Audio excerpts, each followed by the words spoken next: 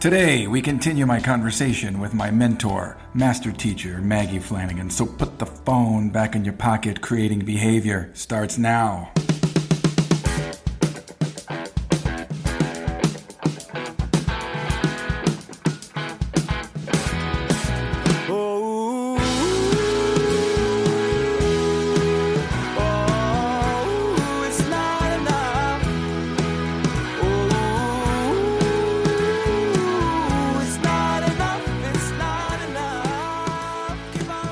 And my fellow daydreamers, last Tuesday I had the pleasure of spending most of my day at the New Jersey DMV in Lodi, New Jersey.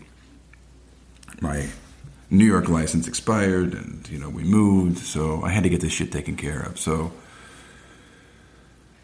I tried once. I got there at 7 a.m. They opened at 8, and there were already like 300 people in line. The cop was like, listen, there's no way you're getting in today. You're going to have to get here around 4:30 in the morning. I've got people camping out.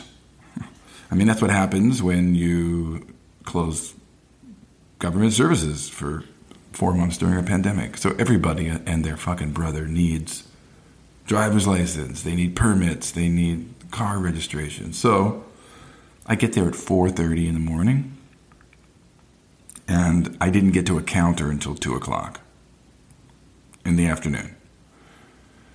So that was my Tuesday, but I came prepared. I had my camping chair, I had an orange, an apple, some water, and I had a book. And it's a book that I actually want to share with you. I think it's a must. I think it's one of the best books I have read on our culture, on race. And it's a book called Caste, C-A-S-T-E, Caste. And the subtitle is The Origins of Our Discontents. And it is by a winner of the Pulitzer Prize, Isabel Wilkerson, who also was a columnist for the New York Times. It's gotten incredible reviews. And, when I read a unbelievably stellar review in the New York Times, I take it seriously. So I got the book immediately, and it's blowing my mind.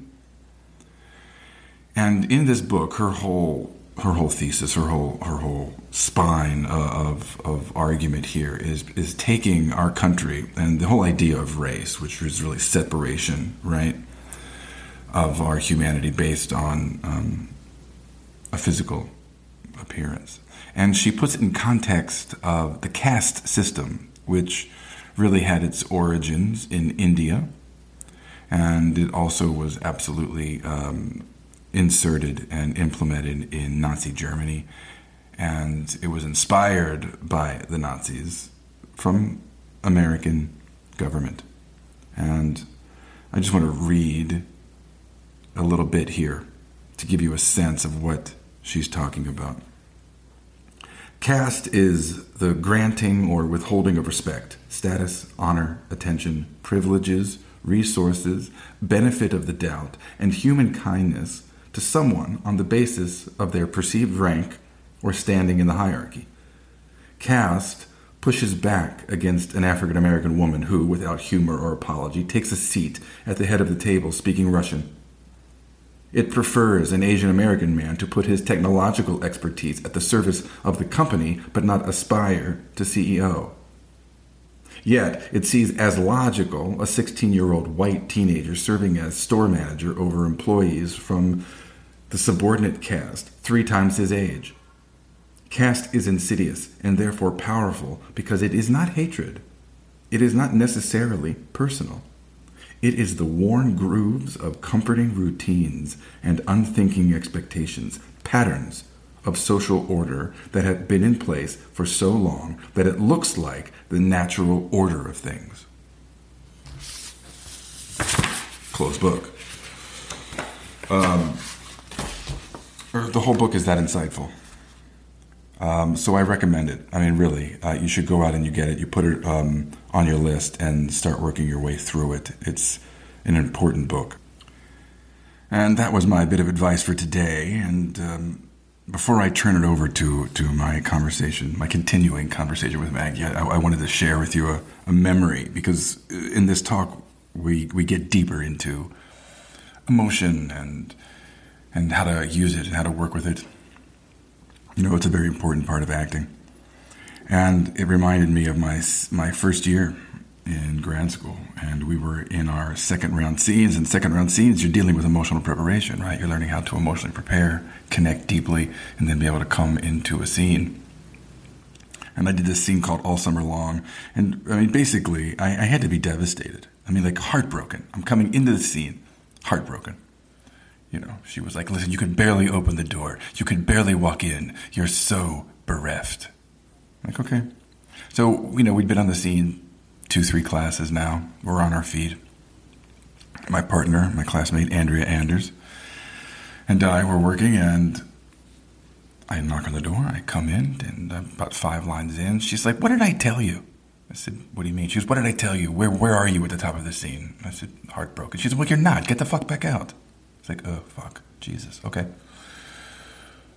So I go back out, and I'm like, okay, fuck. Let's figure something out here. And I try to prepare. I'm standing out there, like, fucking get upset. God damn it, trying to mandate it. Come back on. I'm not even 3 lines in. She's like, you're not even alive. There's nothing going on in you. Get the fuck back out. And now, at this point, the whole class just senses disaster. It's like, oh, this is where the class just takes a nosedive. Every sphincter in the entire room was tight. And now I'm freaking out. I'm like, Jesus, fuck. I have nothing. I'm out there again. I try to prepare. I come back on. She's like, you're not alive. Get the fuck out. And now she's screaming at me. And I'm like, who can work under these conditions? Oh, man. So now I don't know what to do. And I'm like, well, fuck it. You know what I did? I laid down on the ground. I went into the fetal position. I curled up into a little ball. And I just started to hum. I don't know where it came from. I just started humming to myself. I started touching sound. And the act of touching sound in that vibration there just cracked me open. And I mean, I'm alive. I'm crying. The tears are rushing down my face. I'm like, finally. So I go. I knock on the door. I'm 5 seconds in. She's like, you can't act in that condition. You're too emotional. She's like, you have to be able to be fully alive and then come into a scene and be able to listen and work and take off from the other person. Get the fuck back out. I was like, okay. But then at this point, I knew I was alive. So I'm like, okay, woman. All right. I'll do that. I go back off. I take a deep breath. I knock on that door. And it was my first real true experience of understanding what it meant to be truly, freely improvisational, deeply alive, experiential, and really blowing the lid off the conventionality of a scene. And I'll just never forget this. She sat there, she looked at me, she turned to the rest of the class, and she said, did you see that? She said, that's acting. You could put that on any stage in this country, and you could hear a pin drop. And I will never fucking forget that. It was an incredible experience for me. And I owe it all to her toughness, to her grit, to her refusal to let me get away with anything. And before we begin our interview here, just one order of business. I'm going to say this now because I usually say it at the end, and my thought is that most of you have jumped off by this point. But I'm using SpeakPipe on my website, creatingbehaviorpodcast.com. Go to the website, hit the button, leave a comment. All you got to do is press that red button, and you can leave me a voicemail. You can send me a message, ask me a question, leave me a comment, something you're interested in me discussing, a question you have about acting, about art, I don't care. Provoke me in some way, but leave me a comment. I would really appreciate it.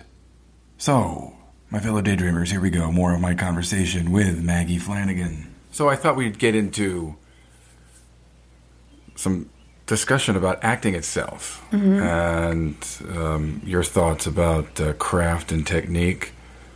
I guess first off, why Meisner? Why study that technique? Well, I think it's a very organic technique, and it makes not logical sense the way in which one normally thinks of logic, but it makes intuitive sense for the actor, and it's clear. It's a clear technique. It starts from a beginning and develops over a year in first year, and the same thing in second year. But second year is more difficult because you're talking about character acting. You're talking about script analysis in terms of, but not head script analysis. Really learning to take a text and give yourself a character and work it out. Work out the cause and effect of the actions in a scene. Create how to give yourself an as-if or a particularization, or from your imagination, which is from your imagination, but how you work out the moments, the actions, so that they are inevitable in terms of the line of the scene. And if it's a good writer, it is evident. It is there in the text, and you can intuit all of that if you know how to do it, you know. Yeah, but first you need fundamentals you got ingrained yes. in you, right? And yes, that's what first year is. So talk to me about listening. How important is that? It's crucial. It's fundamental. Because if you know how to really listen, and it's not just listen as we normally think of, but it's your ears need to be tuned up to the nuance of what the person is really saying to you and how they're saying it. And that must really happen to you. And then you're playing a character. So you've got to create the character's point of view and how the character responds to what the other actor's giving to you. But in first year, it's crucial to learn how to listen the way in which an actor listens, by taking it personally, really personally. And that takes a while. Yeah, because you have to sensitize yourself. You have to unsocialize in a way and, unwind all of the and truthful education yes. that you've had, all That's the walls. Right. Begin to evaporate. They're not taking away all your defenses. It's a way of hearing that we don't necessarily hear that way in life, although you can. If it's a very sensitive person, they're responding to subtext. Yeah, subtext, what's that mean? Because that's, what the other person is really saying to you, what they're saying to you. And in the beginning, it's literal. You could say hi, or I love you. But that's not what they're saying. It could be the exact opposite. Yeah, I love you. Right. You bet I love you. And that's not the literal meaning of what they're saying. You want to get to the real meaning, which could be the sarcasm, the anger, and then you need to take that personally and respond to it with the text, and so that the text is not, in second year, you work it all out, but we're not there yet. The text in first year, you work off what the other person's really saying to you and for how you feel. So it's all about getting in contact with the subtext and then with what they're really saying, which is the same thing, and taking it personally. And being spontaneous. How important, yes, absolutely. How important is spontaneity? It cannot be learned. You must be, that's the value of the repetition. Many people think they've never done Meisner, think that they hate Meisner because they don't understand, or it's all about repetition.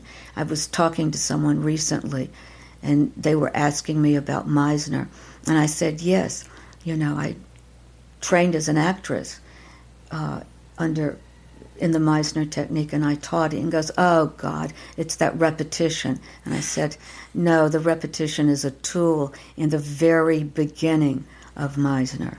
And after that, it's development into subtext and how you feel and truly responding in the moment personally. I think it's great because it gets you out of your head. Yes, it does. You can't act from your head. You can work out a text. Even that, you've got to work out from your heart and soul. So it teaches you how to be present. How to be present, how to be in the moment. Yes. Open, and available, and that's taught in first year. If you're not open, if you're not available, then you cannot take in what the other person is saying and giving to you. It'll be a dead exercise. Because subtext, in second year, it's subtext. In first year, it's subtext. And by the time you go to second year, you are knee-jerk with subtext. It automatically happens because you've been doing the exercise for a year. How important is crafting as an actor? Can you talk about that? Because you learn how to craft in first year. Yes. And most actors don't know how to craft. From second year, it's much more difficult. First year is freedom. And learning how to craft as an actor, learning how to take things personally, and learning how to improvise, meaning that a good exercise can go all over the place. Not physically, but personally. And so that in the end of first year, you have everything you need to do a straight part. Second year is character work. Most actors don't know how to craft. Yes. Right? And so I think one of the great things about Meisner is it teaches you how to craft in a simple, specific, and personal way. Yes, it does. And I guess, I don't know what your thoughts are on the difference between actors who are general and actors who are specific, and what that difference means in terms of behavior. Well, if you're general, then you're going to have general behavior. You learn in first year what it means to really listen and really answer. And many people think that they do that in life, and in fact they don't. They may hear that there's some kind of insult coming, but they just don't know why their nose is out of joint. But an actor must be very, very attuned to everything, open and attuned to the other person, to the environment, always taking it in and always working personally. So if you think you're a serious actor, what should that mean to you? I mean, what does it mean to you to consider yourself a serious actor? Well, to be a serious actor, you have to work on yourself, and you've got to develop a very organic technique that allows you to really be free in an exercise, and to learn to craft well, and to really nail down choices very specifically. But with Meisner, you work it out in second year, but then you must have the freedom that you had in first year to live it out fully, rather than being intimidating by the text. And if you don't have first year, you don't know what the freedom is, although there are other techniques that free you. So how would you describe and define artistry? Well, it's one thing to be trained as an actor. It's another thing to have artistry. And artistry really is the how you approach the character, how you approach the material. It's not ever half-assed. It is always being open, available, and the artistry has to do with how, as I said, how you approach it and how you work on it. That is where attention to detail. What? Attention to detail. Attention to detail, attention to the craft. But some people don't have artistry. Some actors do have artistry. Artistry is with the care of how you approach things, not just half-assed. Approach with great sensitivity, great openness. And if you have a craft, then the craft supports you in your artistry. But if you don't have a craft, you can be very artistic. You can have what you think is artistry, but you don't have a form that's going to hold it. And that's the case for any art form. Yes, really. I think it is. Craft and technique. But it's actors that don't necessarily think that there's craft involved. I mean, most actors don't study. They just, you can type up a resume and take your headshots and call yourself an actor. And Right. When you interview, you try to weed out that unless you see a spark in them, something that's special and open, and then you might be able to work with them. What were you looking for when you were interviewing a prospective student? I was looking for connection, for contact. I was looking for openness and seriousness. I had trouble with bullshit. I would not take somebody who is defended, thinking they know everything, or somebody who says, well, I just want to be a star, or I just need to get some parts and it'll come together. Why did that rub you the wrong way? Because that's not true.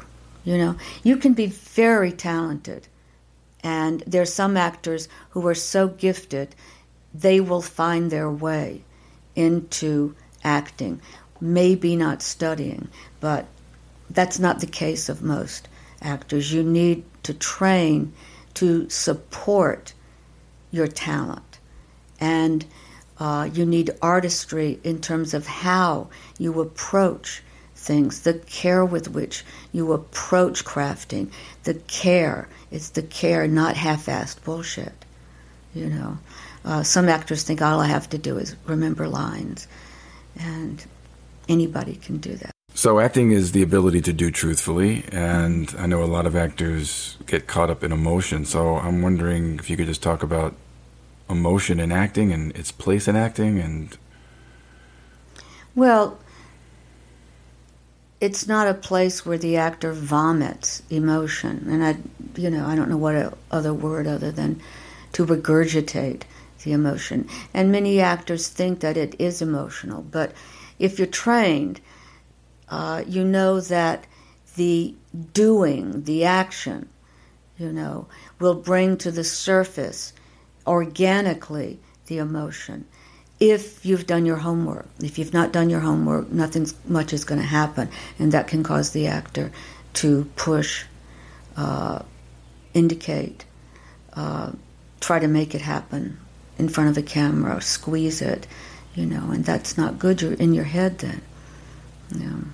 So what's the best way to think about emotion when you act? I guess not to worry about it. Well, first of all, there are many places, many scenes, and many plays where you must come in with emotion because you've just had something happen to you. So you need emotionally to be connected to the previous circumstance. And that is where you must have an emotional preparation coming into the scene. Many ways of getting it. The Meisner work does fantasy work, finding the fantasy, personal fantasy that will bring the emotional life to the surface. And that fantasy is not observing it, it's living it out inside of you. And if you live it out, really live it out, you will at some point come to life. And you can't care how full it is, even though you need to be very upset. It's clear in the text, you're very upset. You live it out truthfully. You get the emotion from a daydream. That's what Meisner is. It's a daydream. You don't have to go back to the past. The past will inform what has meaning for you, just because it's the past. How you were brought up may cause you to have issues like injustice, and any fantasy about injustice will bring you to life. If you saw somebody maim an animal, you might get enraged, murderously enraged.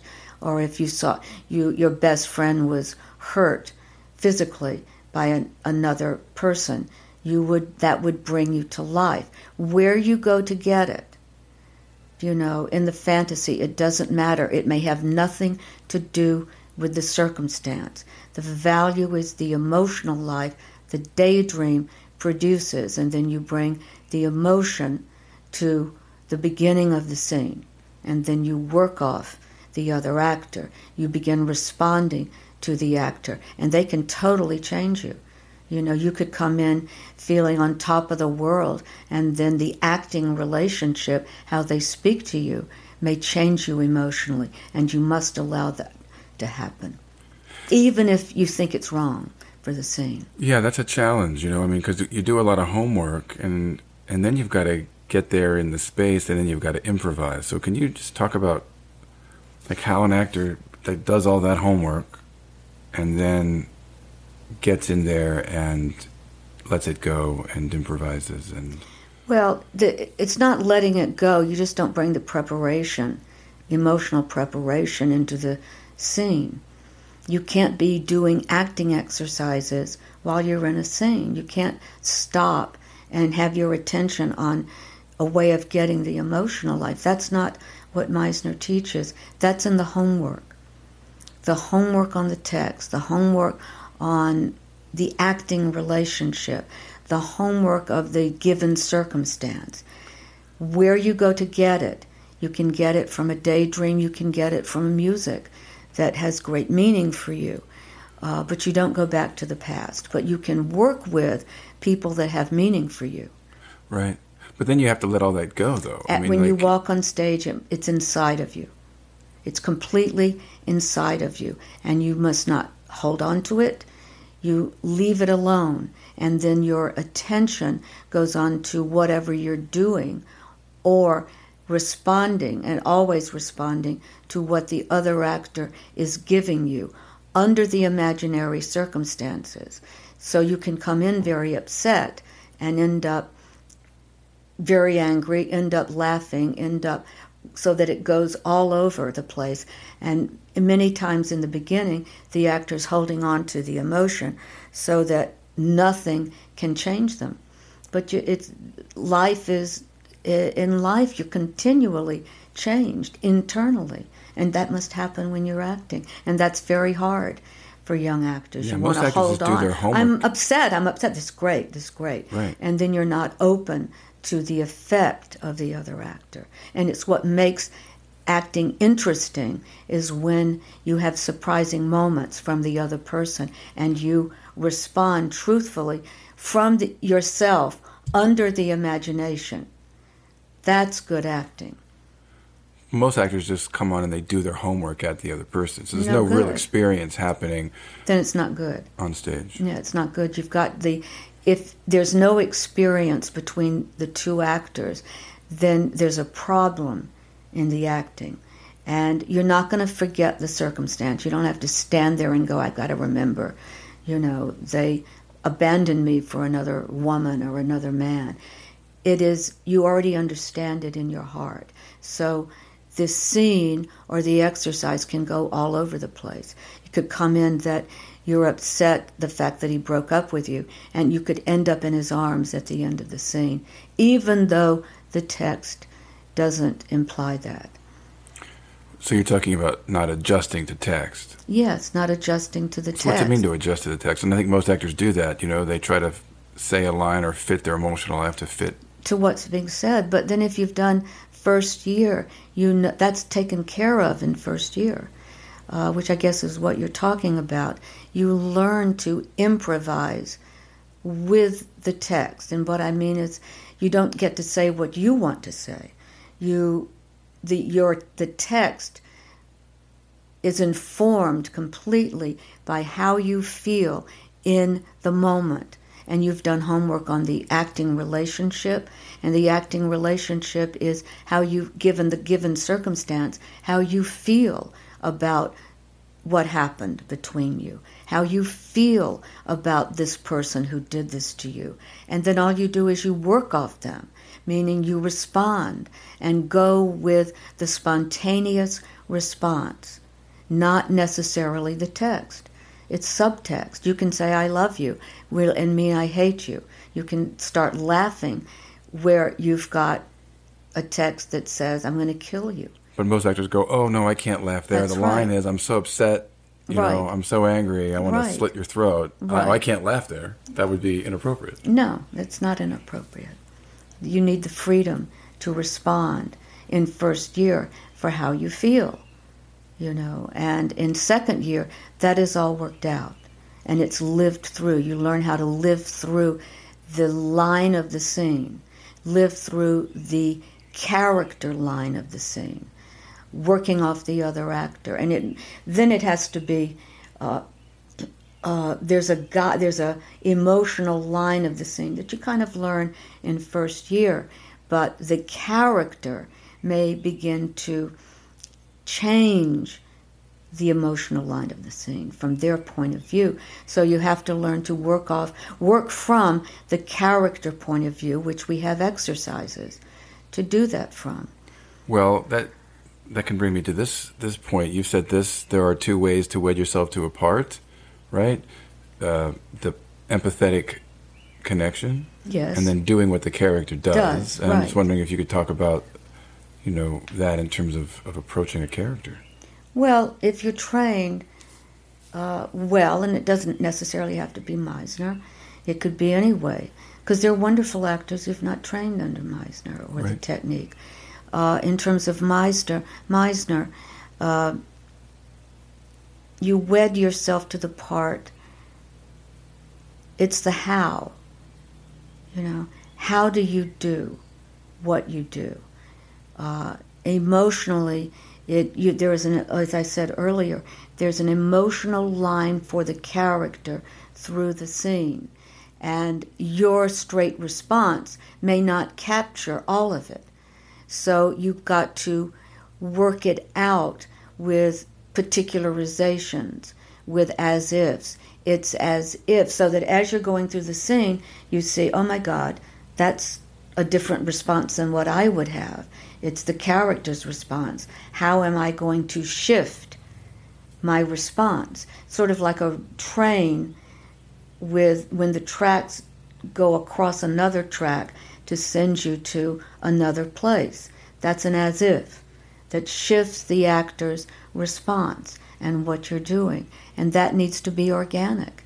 It can't be, oh, got to turn here. It can't be intellectual. You've given yourself a connection as if. It is as if this happened. And that's emotional as well as physical, as well as in terms with actions. And actors work out that the actions are the railroad tracks in scene work. That is the railroad tracks. They take you to a destination. Particularizations are the roadblocks that send you, oh, can't go there, I've got to go this way, and comes from the other person or from the character that you're working with. So what's it mean to find the empathetic connection With a character. to the circumstance or to the issues, the relationship? That's important. Yes, you must find the empathetic connection to the issues of the character, because they may not be your issues. I mean, you can't play a part where you just don't have a feeling for the part, but there may be certain aspects of the character that are not your own, and that's where another as if can come in there. It can be an emotional as if, it can be an action, it's as if particularization. But those tools can shift your response to the character's response. Mm-hmm. You know, because it's the as if is, that's how I understand it, but it has to produce the same behavior that the text in a general way requires. And you talk about, and you train us really, to break down a script, to justify every moment internally, mm-hmm. right? Why is that important? A lot of actors go, I like to just wing it. I like to just go and see what the moment offers me, and I've got my lines, and I don't need to work anything out. I just see what happens. Well, then it'll be pretty much the straight response from the actor. But if you're working with wonderful text, Tennessee Williams, Arthur Miller, Stephen Adly Guirgis, and John Patrick Shanley, Shakespeare. August Wilson, Shakespeare. Yes. They've put in a character. It's written in the text. And your job is to catch the line of the scene, which is actions. This is, I do this, which causes me to do this, which causes me to do this, she causes me to do this, and that you've got the tracks, and you've got to, they've got to be organic. It can't be in your head. If I do all that homework, it stifles my spontaneity in the moment. It makes me heady. Well, they're in their head, and they're not worked it out. If you've worked it out emotionally, and you've worked out the actions, you've worked out the particularization, you've worked out the moment, that is your track. And you will then, when you're working, it's like a cup or a saucer. It is the foundation, and your emotional life will run through what you've crafted, and it will be spontaneous because you've got to work out the moments. And if the moments are worked out, you will be spontaneous if you know how to do that. Yeah, and most actors, they don't. They bring the part to themselves, right? I mean, you talk about this, you call them meat and potato actors that bring everything they do to their own pedestrian behavior yeah. And their personality. Put them in 10 different things. It's always the same. Well, the great writers write wonderful characters. And the good actors can step into the shoes of another human being. That's right. But you've got to have real craft to do that, so that you're living and breathing the part. And that's what good actors want, even if they're not fully trained yet. That's the goal of putting yourself in the shoes of the character and living and breathing the part. Transformational acting. Yes. And the only way to do that, I guess if you're a genius, and there are some actors. A savant, yes, a prodigy. Right. They may not have to do all of that. But for most actors, you can't leave it up to your whim at the moment. No, I would not be banking my career on the fact that I'm a prodigy. Right, me either. Can you talk about the pinch and the ouch, the principle of acting? I don't do anything unless the other person makes me do it, and why that's so important, and what that means, and why it needs to be second nature in you? Yes, because the pinch and the ouch in first year, it's pretty straight. The other person says something or does something to you, and you respond from how you feel about what they just did. And it's always an adjustment to how they pinched you. You can't ouch louder than what they did to you. Well, what if you do? Because a lot of actors do. They ouch louder than they're pinched. They're working off the script then. Right. They think that, now I've got to scream, but it's not organic. It's not coming from the other actor. A really organic actor can work off anything, even another bad actor. So what do you say to an actor who goes, I'm not getting anything from them. They're just not giving me anything. Well, you say you need to work out the meaning of what they're saying. And that's how you get through that. Well, I just said, listen, you're not talking to a corpse. There's always something there. Absolutely. It might not be what you want.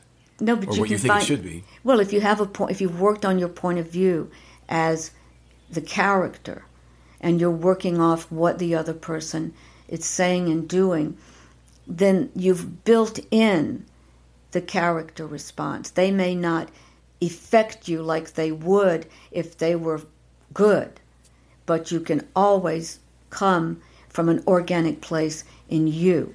The pinch and ouch is very important, but you can have the pinch and ouch even if you're working with an actor who's untrained or is just giving you text and is rather dead. It's the implied meaning, which you may, if you're working like that, you've got to work out all the meanings. You got to work out how you feel about their lines, what they're doing, how you feel about what you're doing, and point of view. You're talking about your Point of point of view. view in moments, your point of view that's of what's right. being said to you. That's right. That's Well, right. can you talk about that point of view as an artist? Well, it's everything. You know, if you don't have a point of view, the character's point of view, your point, you've got to have every point of view is crucial. If you don't have a point of view as an artist, then I don't think you're good. Because that comes from who you are. No one else will have your point of view. It is creative and original. It's one thing to have it, it's another thing to be able to express it. And certainly when you get a group of new students, most of them don't know how to express their point of view. But that's okay, you teach them. That's right. You know, I mean, I'm not going to fault them from that. No. You begin to teach them how you feel.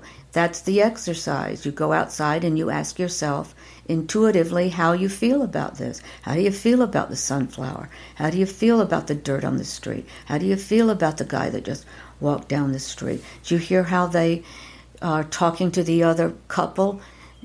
You know, how do you feel? How do you feel? And if you do that a lot, then you'll develop your point of view. It gets more sophisticated. Gets more sophisticated, but not sophisticated in the generic way we think of it as a lady and a gentleman and everything. It's not how actors function. They function from their gut, their heart, and their soul. But getting there takes a lot of courage. You have to be able to begin to start to stand up for yourself, and that's not easy. Well, that's what the training's about. Do you know? And it's not easy to do that. That's why it's a year training, and that's what's one of the brilliance of Sandy Meisner's work. It covers in one exercise that develops and grows over an entire year, that teaches the actor how to come to life, to learn what to do and when you're doing and when you're not doing it, how you feel. You learn how to work with real meaning to you, because there is no character. And you learn how to bring yourself to life in an organic way, in an emotional preparation. You learn how to craft an independent activity, which is the beginning of character work. The open activity, the developed activity, is a primitive version of character work. You talk a lot in class about needing to develop an inviolate sense of truth. Mm-hmm. As an actor and an actor's faith. Yes. This bullshit detector. Can you just talk about what that means to have an inviolate sense of truth as an actor? Well, it means it means one thing, which is when you're working as an actor, and as you develop, you're not going to run around the world saying how you feel. You know, you'll get punched in the nose, right. You know. Fired from your job. Yes.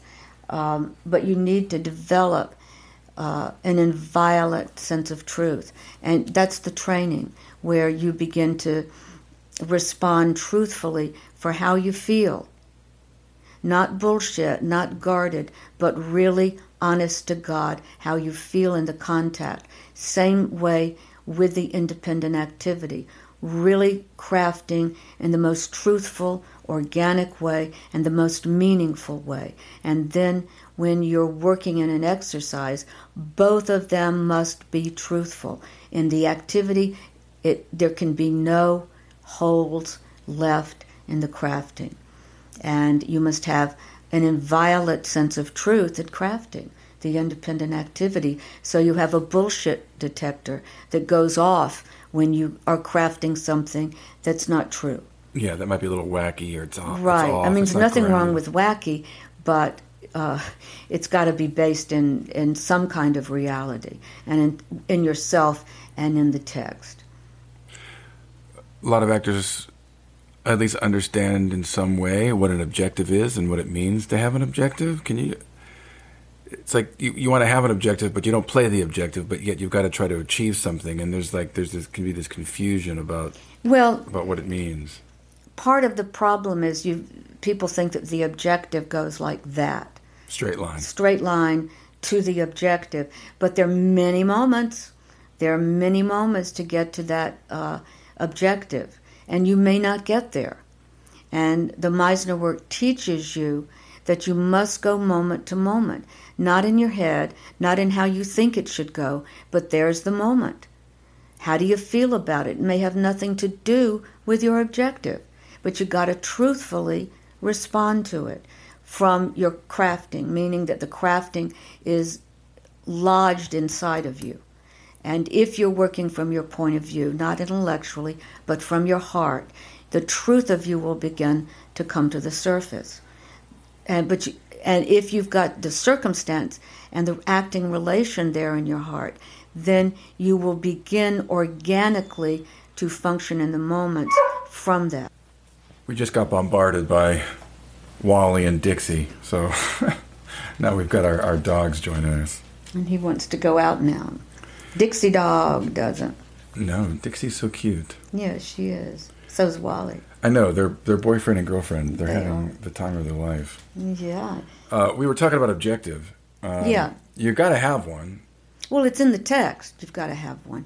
But you learn in first year that you don't play the objective, that it really is how you're treated, how you feel about the other person and what they're doing under the imaginary circumstances. So it all happens under the imaginary circumstances, but how you get to the objective, and I mean, you may not get to the objective, but must go for how you feel in the moment, given how the other person's treating you. So literally in the text, it may not, if you don't do that, then your text is going to be like a low ceiling. And so your responses are going to hit up against, oh, I can't do that. Oh, I can't do that. Because that's not what the text says. So the text can act like a lower ceiling. And like a superego almost. Yes, a superego who is the part of you that is the parental part. No, you can't do that. You can't do that. And if you're working that way, then nothing surprising can happen. Nothing Right. revelatory. Right. That's right. Because you're just going to do the cookie cutter kind of cliche Right. shit that 100 other actors Right. are going to do when they Right. audition for the part. And it's not what Meisner teaches. It's this. Actors must be spontaneous, and that's what you work on in first year. That's what's so hard, because you have so much work that you have to do on the script. Yes. But then you have to be able to be free and spontaneous once you start working, Right. and not be weighted down by all of these things that you've done Before. Right. Well, that's why it must be rooted in you. If it's not rooted in you, you're going to get in your head.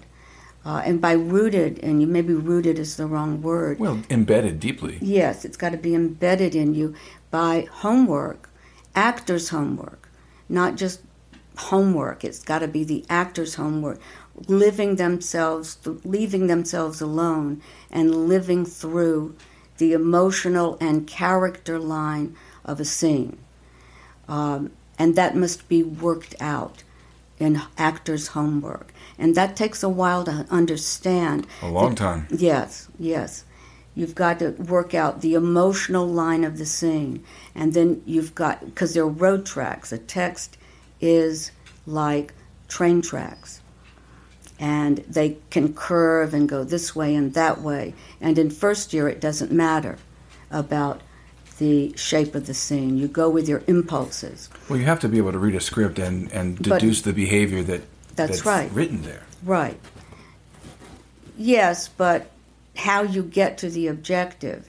And once you've worked out first you work out the line, the emotional line of the scene. Then you work out the beats. And then you've got to work out what causes you to go to the next beat, which is oftentimes emotional. How the other actor's treating you, can be on the phone and something said on the phone, and that causes you to go into the next beat. Can you talk about what a beat is? A beat is a section of the text which is about one thing. And then something happens which takes you to another thing. And that must be organically worked out in the text. And then it has to be brought back to the other actor, and hopefully you can use what he's getting. And if they're use what he's giving you, and if they're just giving you the text and not much behavior, then you've got to work out their moments. And Right. it must come, you must get it from them, even though they're not giving it to you. Well, that's what you have to do when you work with a reader in an audition. That's right, They're absolutely. not giving you anything. And thank God he's not, because it could be all bad. You can't work off a bad reader. Right. It's implied in you. It rests in you. So when you're talking about working out moments, we're talking about actions. And Right. Line intentions. Right. It's certainly the most difficult thing for an actor to understand. It takes months. Most of second year is trying to get an actor to understand what actions are. Right. So can you just talk about actions and what that has to do with creating behavior? Well, acting is doing what the character does under the imaginary circumstances. And that can be it's implied. But it doesn't mean you're rigidly adhere to that. First, the actor has to catch the emotional line of the scene from the character's point of view. It's similar to what you do in first-year scenes, except there is no character. And the reason you've got to make it second nature, because it is the character's response. Right. So what are actions? Actions are doing, meaning what are you doing? What are you doing? Not physical, but it could be physical. And acting, it's written, a scene is written with cause and effect. I do this, which causes a response in the other person, which causes them to do something to me, which causes a response in me, which causes me to do an action that causes them a response. And that is how playwrights write. Cause and effect. And the actor has to deduce the cause and effect, and for themselves work out the inner life of that character that supports them in doing the scene in each beat. And you've got to work out the trigger in going into the second beat, and that's emotional. It's like the change in music. And actions are universal behavior. We all do them. We've been doing them for thousands of years. Yeah, I guess it's unconscious, or it's unconscious. They're not complicated. No. But in acting, if you're not doing an action, then you're not acting. Yeah. Can you talk about that? Actions and objectives and how they go together? Well, actions are there to achieve an objective. And then if you don't achieve it in the text, then it's kind of like an emotional that happens. An emotion could be tiny little meaning that causes you to go into the next beat because you didn't achieve, or you did achieve what you wanted. So you're talking about the actions and many objectives. And creating impulses. You have to create impulses so what's that mean? Create an impulse? Yeah. Well, the actor, in order to go to the next beat, it has to be organic. And the other actor may not be giving you the meaning that would cause you to go in there. So really, actors must work out all the moments and the sort of like the emotional wave that causes you to go into the next beat. And sometimes it's the meaning is more meaningful than others. Sometimes it's just a little wave, and then sometimes it's a big wave. And all of that it must be able to live through by yourself at home. So it begins to be organic for yourself. Well, my fellow daydreamers, thank you for sticking around, keeping that phone in your pocket. We'll have more of my conversation with Maggie, part 3, coming up in a few weeks. Please subscribe to the show, follow it, wherever you get your podcasts.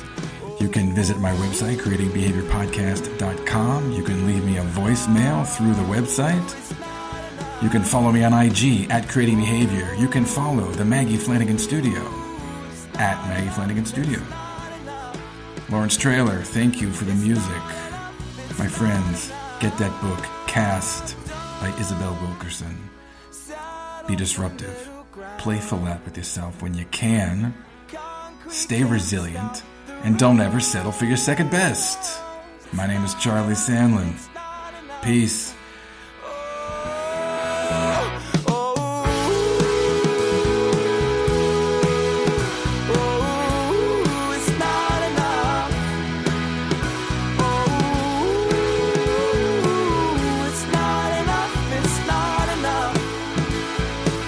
It's not